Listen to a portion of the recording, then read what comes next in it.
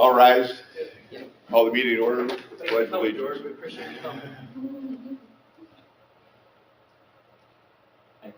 Pledge allegiance to the flag of the United States of America and to the republic for which it stands, one nation, under God, indivisible, with liberty and justice for all. Well, good morning again, everybody. Is there any public comment? Anybody signed up for public comment? Okay. And we'll move on. Minutes of last meeting. So moved. Okay, we got a motion and a second. And is there any further discussion? All those in favor signify by saying aye. Aye. Opposed? All right. Minutes have passed. Okay, the next item on the agenda is transformational and discretionary projects update. And who's got that? That was just a circular to go around and see what's going on in the various communities that are represented at this meeting, and especially related to transformational and discretionary projects such as Kennedy Avenue or Willow Creek Road or some of the Safe Streets for All funding programs that are out there. So I guess we can start with. Let's go first. Kennedy Avenue is moving forward. NEPA document had to be reopened because of the federal rail grant we got. We are working with them right now to get that button back up and get a FONSI issued so that we can proceed forward with plans are at 90% ready. If they have not already been, they will be submitted to NDOT for review. Still looking at trying to be able to let this in the fall of 2024. Okay, thank you, Jeff. As far as Willow Creek goes, to the best of my knowledge and belief, November of next year will be begin phase one. Phase two, tentatively 2029. Similar to Kennedy. I also, on a further note, Union Township has a lot of interest in people contacting me as the trustee to come up with a comprehensive plan and come up with, where we're going and how we get there type things. So those are to be determined as to how much interest there is, but I have scheduled a meeting with one company from the Indianapolis metropolitan area to come up and spend a day with me looking at what opportunities there are within our 30 square miles. That is all I have. Anyone else? I don't believe City of Valpo has any transformational projects. No. So provide that data. Okay. Chesterton, recognizing faces from last night at the stormwater meeting.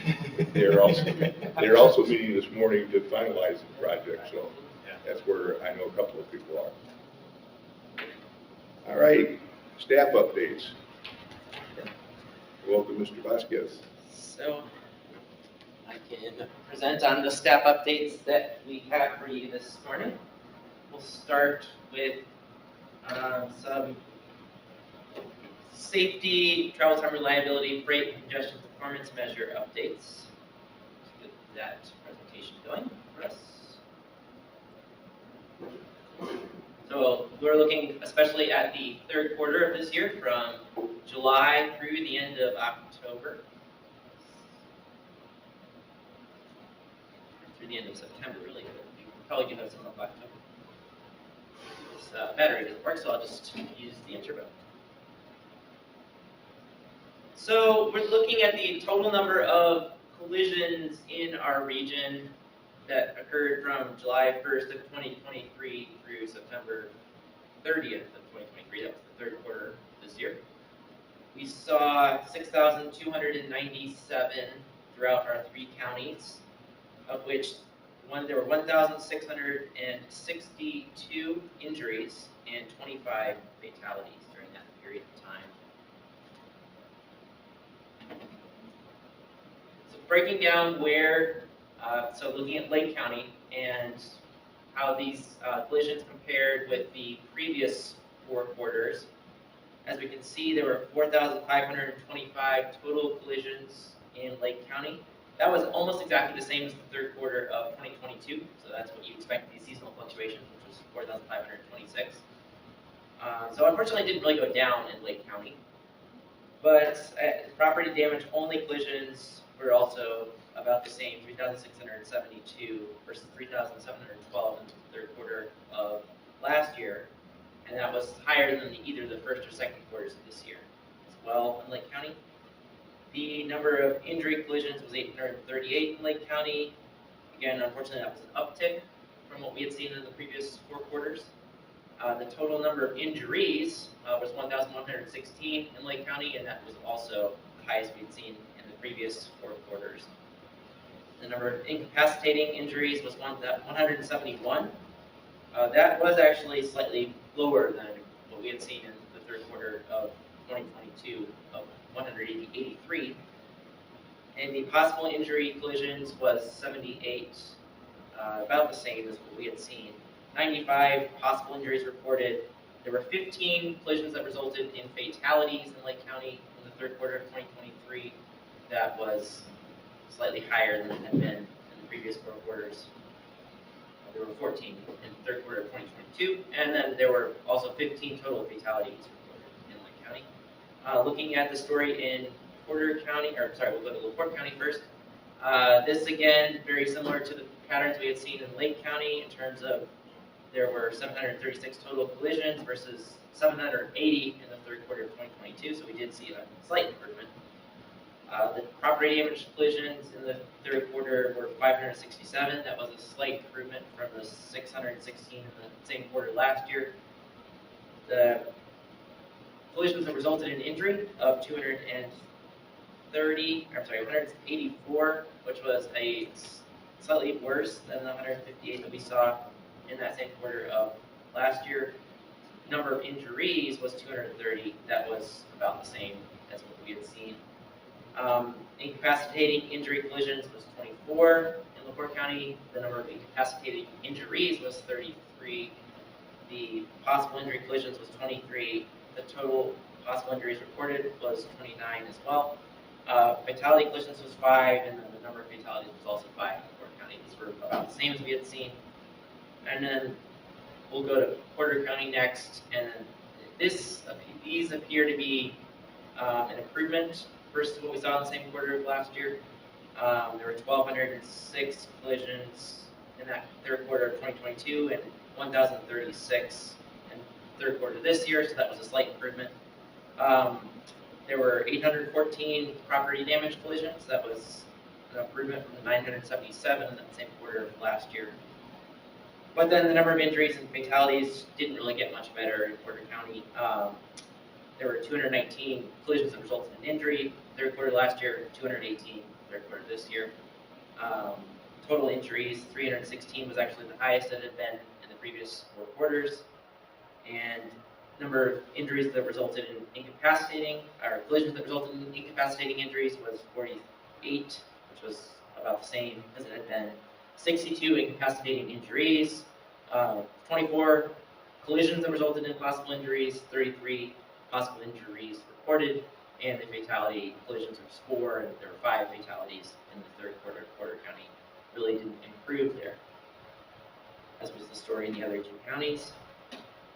So then looking at, if there are any questions about the safety measures at this time.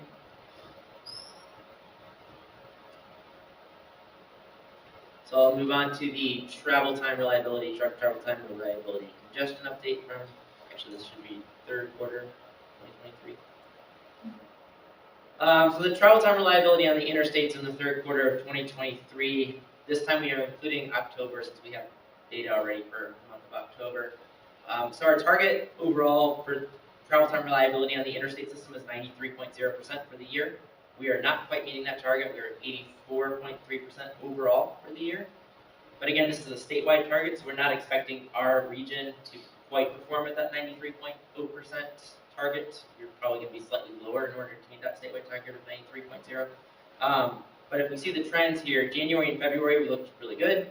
I think just there isn't as much travel in those months. And I guess we were blessed this year with not having terrible weather in those months. And then the rest of the year, we were not meeting that target, as you can see. Unfortunately, so it looks like August was the worst month at 76.6% reliable on the interstates. We did see an improvement in September at 89.3%, but then in October it went back down to 80.9%. And looking at where we saw those unreliability problems, as you can see, it was almost exclusively on the Gorman Expressway, I-8094, west of the Lake Station area. We saw that's the only area on this map where you don't really see green. The worst part of it was near the state line on the eastbound direction on I-894. It looks like where there was some red. Construction problem. Yeah, I'm assuming that we're going to attribute that to the construction patterns that were in place.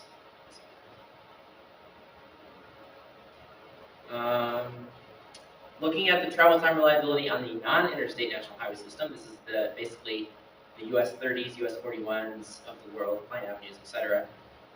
So our target is 93.0% for the year. We are meeting that target. 96.2% is how we performed this year so far. And if you look at the trends throughout the year, again, our best months were kind of January and February and March in this case. We were over 98% reliable. But then we stayed still in the mid to high 90s for the rest of the year too. So there really isn't much of a story here. I guess we were also blessed that we didn't have as much construction apparently on these major systems as we have had in the past. So looking at the map here, again, it's not going to be that interesting since we performed so well this year for the most part. The only real areas of concern is Pine Avenue, kind of southbound between the toll road and I-8094. There's a little bit of red there. US 30, there's some pockets of yellow west of I-65, but US 41 looks really good. It's pretty much green, which is probably unusual. It might be an anomaly. We won't always expect to see that every year. State Road 49 looks good. US 421 looks fine. US 6, there were some pockets of yellow, but that's not as high of an arterial anyway. There's a lot of traffic lights and it's not a divided highway. So I think there's nothing really to be surprised about looking at this map. Questions? Looking at truck travel time reliability on the interstate system, in this case, a lower number is actually better. So our target is to be 1.32 or lower. We have not quite met that. We were at 1.38 for the calendar year. The only months where we did meet that were in January and February. We were 1.17 and 1.20 respectively. The rest of the year we were a bit above our target. The worst year was in July, 1.57. October was much better, 1.56. But this is, again, we're just trying to meet a statewide target here of 1.32, so we don't necessarily expect our region to meet that target in order to still support that state target of 1.32. We have more trucks in this corner of the state on average, I would say, than the rest of the state. So I'm not too worried about not meeting the statewide target. But looking at where the problems were in our region in terms of this metric, definitely I-8094, again, west of Lake Station, was by far the worst area for this on the interstate. And there was a lot of orange and red kind of west of I-65.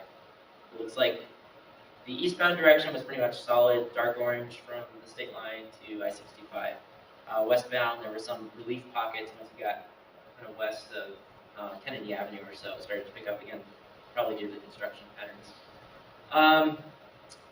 The toll road, again, there were some problems near the toll booths probably. There's been some construction out there as well, near Wolf Lake. You can see it's kind of red and orange there.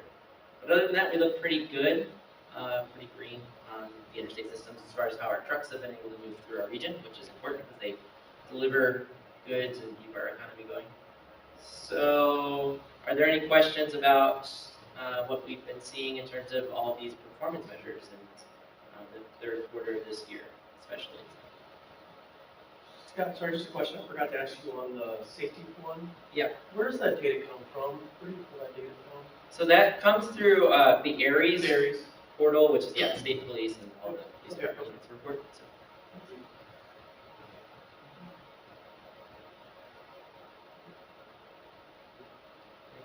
Any other further questions about that staff update? Okay.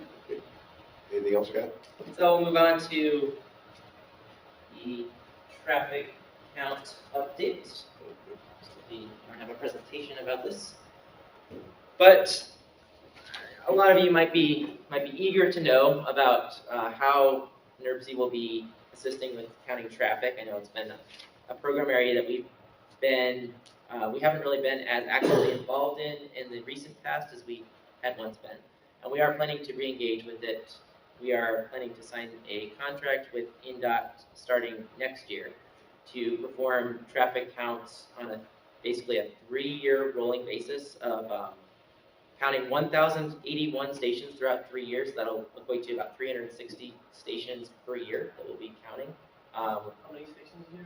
About 360 throughout our region. And those are going to be basically in Lake County, we'll be counting only non-state owned facilities. We won't count any of the state routes that INDOT has control over in Lake County. Same with Porter County. In LaPorte County, we will be counting both some state-owned as well as some non-state owned facilities. Can you share us a map of the points, like the location points? So in the future, we're still in contract negotiations, so we don't have that completely finalized, but definitely we will be able to. So, yeah, so all those locations would be shown on the existing INDOT traffic counting map. So we're not going to be counting additional locations. We're essentially just taking over that map. So right now, those are all counted by a consultant. So in the future, as Scott said, we're working on a contract. It's a 3-year contract, so we'll be taking over, as I said, all state and non-state owned routes in LaPorte County, all non-state owned routes in Lake County and Porter. If I may ask a question, Councilman Vasquez and I have had conversations about all the emerging growth that is taking place in South half of the county. That's 6 townships. And we have concerns about the growth pattern going there and to get ahead of the power curve so that we can figure out where we're going, how we get there before we have any more major problems. And Councilman Vasquez, would you like to make a comment or? Well, in South County, there's basically 6 townships and part of Portage Township as well. We look at that area. In our area, of unincorporated Portage County, we have 72,000 people, the majority of which evenly split. So we get a lot of growth that is coming down our way eventually. A lot of farmers who are down there are finding that their children want to do other things, and so that's a lot of land that's going to be developed by someone. And as that land gets developed, let's face it, everything starts with roads. The sheriff's department, the EMTs, businesses, people who got to go through from work, that all begin with roads. So how do we correct some of the problems that are concerns that will be coming toward us in the next 10, 20 years or so?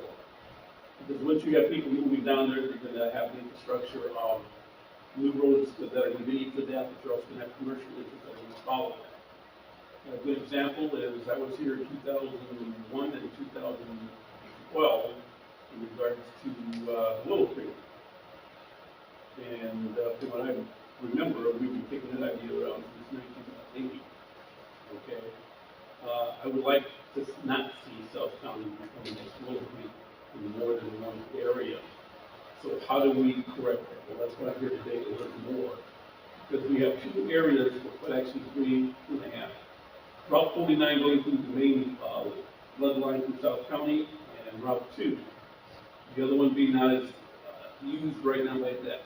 number of people is Route 8, which runs from east to west, in the south end of the county. So I'm here to see what can be done in the next 10, 20 years. We're gonna make roads a little bit easier to get people. There's no way that you can get from point A to B in a straight line east to west other than Route 8 in South County right now. It's just other than that, and then to go to division, that's it. So that's a lot of area in which you have EMT or sheriff department or some type of critical need that cannot get there in a timely manner. So I'd like to see what the plan is on the road. Thank you. And if I might just interject that the type of east-west connectivity that we've had problems with in the past, we tried to address through a project called the Regional Corridor Study in the last, I think we started that in 2015. But the idea being that if we improve some of that north-south connectivity in our region, we kind of can relieve the east-west connectivity that is necessary to access those few north-south roads like I-65 and State Road 49. We don't really have a great north-south link in Porter County other than those two facilities. So if you're kind of in between, then you're probably having to travel east and west to get to those facilities. So that's, for example, Willow Creek Road is helping to address that. So, we do have some plans that we've tried to kind of address those issues that you're talking about. And I think it's definitely a bigger issue than any particular committee like this. But I'm glad to hear that we're talking about this. And so. Question, so like if we look at the map, in that map, NERC's gonna do the traffic counts on the non-state routes. So there's like, I'll say like Indian Boundary, there was 2 nodes. So you're basically like do the same nodes. Is there a chance for like Chester or Valpo to like look at where those nodes are and slide them if they need to be? Because sometimes traffic patterns have changed and I'm not sure if we're getting the correct location possibly. Is that something we work with possibly the nurses staff to take a look at? Not to add anything. Yeah. I'm not trying to add. So, Yeah. I think there's more major collectors and I stuff. think so. I think if the nodes are like slightly misplaced or something, or like if they Yeah. just remove ever so slightly, it would make a big difference in terms of how much of a help. I think we might be able to work with that. Sure, I'm not saying they're wrong now, but I think I've seen some look at data, I'm like, Yeah, I think it why is that there? yeah, why is it there and not over here? I Right. could use this data more, so. Yeah.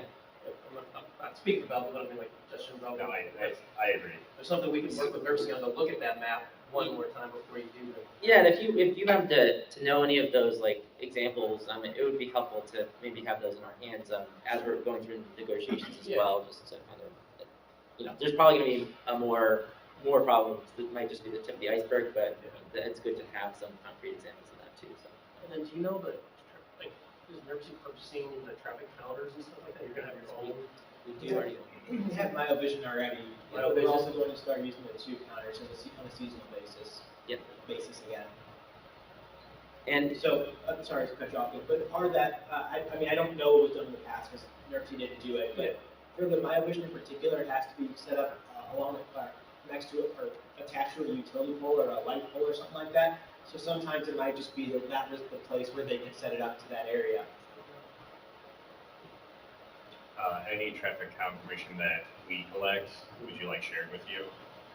Absolutely. If it's something that you're able to share in terms of any agreements you have, then yeah, it'd be helpful. So is there any? Yeah, I guess the only other thing that I would add is that we will be working with NDOT to kind of establish the schedule for that. So if there are particular places that you're looking to have counts sooner rather than later, that might be something that we can kind of work on and make sure that we get those earlier. But yeah, really the only change is that instead of having a consultant come in from who knows where and just kind of do a blitz and get it all done, we'll be doing it on more of a rolling basis, and so there is more opportunity, I think, to negotiate specific locations, specific timing with us and kind of acting as an intermediary within that. One comment I'd like to add is that in Union Township, which is the northwest of the 6 townships that we were talking about in southern Porter County, we're having a significant impact in traffic and problems with safety vehicles being able to get through because of no turn lanes to get around traffic. and it's only going to increase as time goes on. So the sooner we look at it, the better, I think, for the safety of all the people of the region. Thank you. Okay, I want to thank you all for the conversation. I think it's very critical that we get ahead of the power curve and glad that we're moving in that direction. Scott, next item. And there was one more staff update that if we could address, that'd be great. One of my colleagues, Jen Birchfield, is here. She would like to talk about the resiliency efforts that we're working on and meeting in communities. So I'll let. Okay. Take it away, Jen. And I want to thank Scott. I just mentioned at the staff meeting just yesterday, hey, I know it's too late to get on your agenda, but would really appreciate if I could give an update on one of the projects in our environmental department. So I know I've met some of you, but maybe perhaps not all. My name is Jen Birchfield. I am the Natural Resources Planner with NERC. Been here about 2 years now. And NERC has been contracted by the Department of Natural Resources Lake Michigan Coastal Program to work with them to help develop and then roll out what we're calling, this is a mouthful, I kind of want to change the name. I'm talking to Coastal Program about that.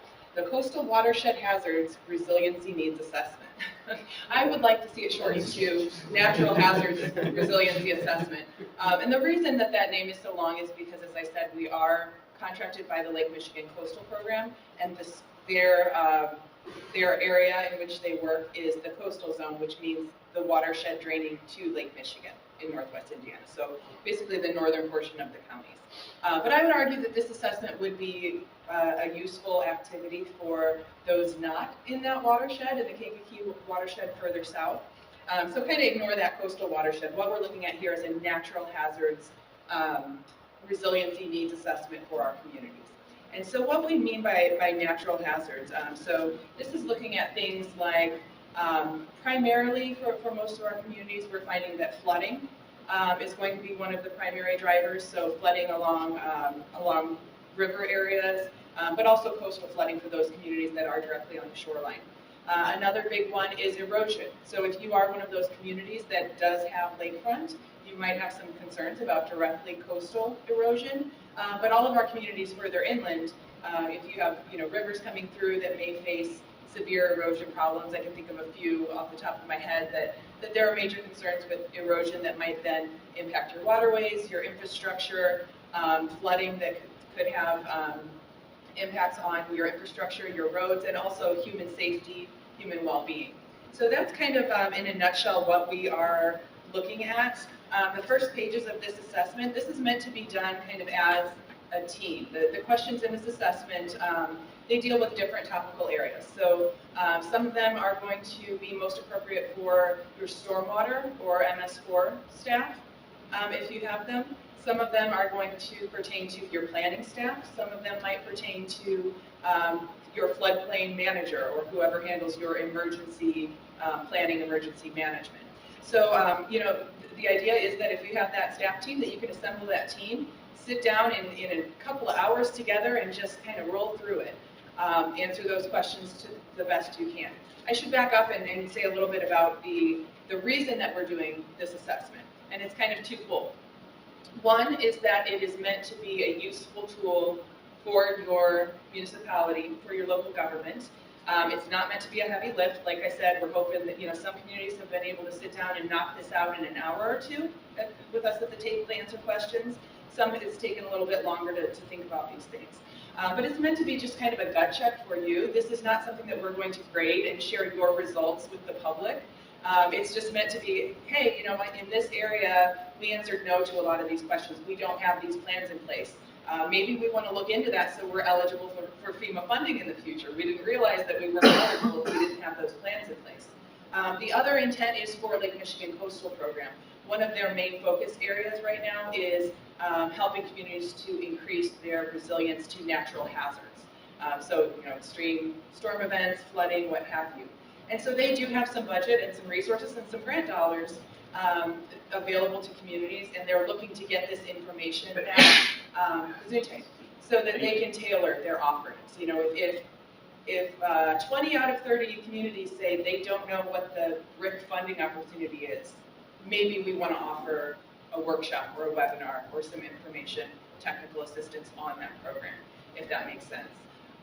So Coastal Program has contracted with us to do listening sessions and actually sit down and help the communities in that coastal watershed. So it's 29 local government units plus the 3 counties that we are hoping to sit down and work through this assessment. The final output of this, it's like I said, this is not going to be graded. We're not going to sit down and say, you know, City of Valpo ranked higher or lower than Town of Chesterton, or got an A and they got a C. It's nothing like that. We won't be listing specific community names in our summary report. It will just kind of be 3/4 of the responding communities answered yes to this question. 2/3 of the communities would like assistance or more information on another question. So some communities, you may have already heard from me on this. I know that we did have a sit down with the City of Valparaiso, which was wonderful. I will say I'm not going to, name names about anything except the ones who have completed it. So Town of Chesterton has actually submitted their completed assessment. So thank you for that. I will point out that It took us more than an hour. it did. Okay. So how long did it take you? I'm curious. It was on and off, so I'm gonna say maybe it was a couple hours. A couple hours. Some Okay. of we had to go back and forth just to try to find some of the, like, hey, do we have this?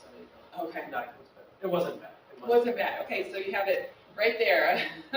First-hand account that it wasn't too bad. And I hope that it was useful for you. That's part of the intention too, is kind of like, okay, we don't know if we have this document. We don't know where it is.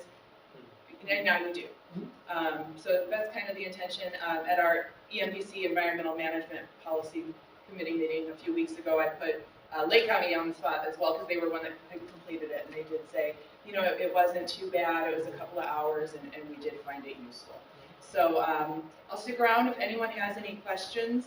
Happy to chat with you about the assessment in general, about your community and kind of where you guys might be with the assessment. But definitely appreciate the time.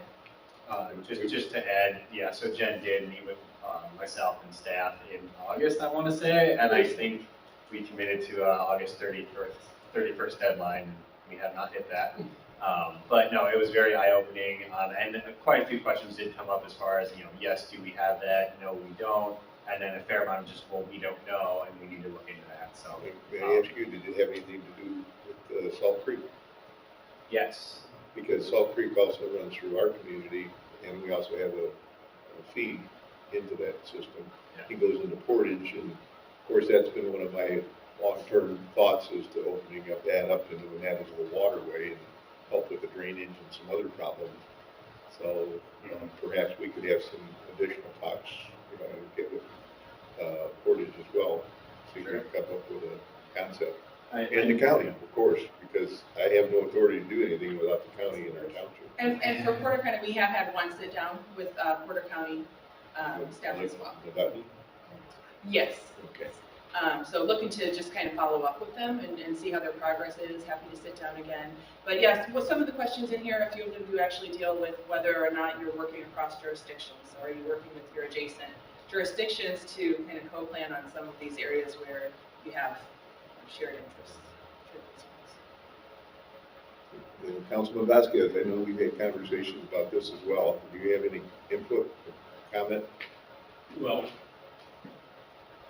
it does affect the south end of the county, what you do, because we do have erosion with the Kankakee River. We do have flooding. We're on the backside of Valparaiso, as you were very much aware. I used to be on the RC&D years ago, was president of the board there, 10 years. So I'm familiar with the way the water, how it flows, and an navigable waterway for the Salt Creek would help Union Township, which is part of South County. And in more ways than one, not only ease flooding, especially in some areas of Wheeler, so it's not a problem to say, there are some areas that have some really bad water problems. But what I'm saying is that what I see and how you work together, should we have an area of concern, we know that you guys are Johnny on the spot and come to you and say, look, this is what's affecting us here, because what affects one region affects us all. And that's what this whole thing's about, that's understanding. Absolutely. Absolutely. And I will say, like I said, DNR Coastal Program is contracted with NERC to deal with the coastal communities in that watershed. But certainly, if there were a community further south that in NERC's jurisdiction that wanted to work through this and have a listening session, absolutely, we'd be happy to come and answer any questions and help you work through and encourage you to complete the assessment. Thank you very much. Appreciate it. Thank And you. be happy to talk to you on that with maybe the 3 communities and 4 communities, Conway County. But, have a meeting to see where we stand on that, and where we're going, how we get there. Okay, thank you very much. Thank you. Yeah. I was hoping I could get a report on where NERC stands with the road safety audit program. Are we moving forward on that? Is this the right committee to ask that question of? I believe that we have contracted with a consultant to start doing them. I think, no? Yeah, so really there hasn't been a whole lot of progress towards that. Essentially the only thing we've done at this point is programmed the funding into our UPWP. So we have, I think, $77,500 set aside in HSIP funds to be spent on that activity. Will the LPAs have any input on where you direct those funds? Prioritize? We've got a roadway that we would like to see that, high on the list. Yeah. Yeah, to be honest with you, we haven't really given a ton of thought into the sort of like project, like the location selection process yet. Application process? Yeah, it's just was kind of put on the back burner for all the 2050 plus things and all those other projects. But no, I would anticipate that there would be some kind of collaborative process, as everything we do here is generally including stakeholders in that process. So I can't say we have any progress, but I can say that I appreciate that input, and we'll definitely keep that in consideration as we put the program together. I also think, we had a meeting last week discussing the next NOFA and trying to clean up the scoring system. I think those road safety audits would be a valuable tool in assessing and rating projects for points. So I'd certainly like to see that moving forward. So I can say in the original plan, which obviously, like you said, got put on the back burner, was to, work with all the LPAs and set up like a little schedule. I'm not saying for like a long period of time, but maybe for like a couple of days, where we would go to all of them that are needed in the series a couple of days. So we would help out Cherryville, and maybe go to Chesterton in the same day, or if there was like a Cherryville Highland, do that in the same day, and then we'd all work together so we can all, collaborate and do that together. That was the original plan. Like I said, it's on the back burner now. So. Not that my opinion means a whole lot, but I would certainly like to see an amount of money, maybe, you said we put 77,000 in it to start, maybe 50, 75, 100,000 a year going toward those audits and moving forward on a continuous basis with them. Yeah, so that's a great point, and that is the plan. 77,500 for the next 3 years has been kind of set aside. It's actually in our TIP because it's HSIP funding, so it has to get programmed in the TIP and then flexed over into our UPWP. I don't know who was on the committee or whatever, but I lead volunteer committee, and that person be touching. I've done for LTAP, I've done fire safety audits. I'll gladly participate in the Thanks. Okay. Thank you, Jeff. Thank you all. Anything further? Any other reports?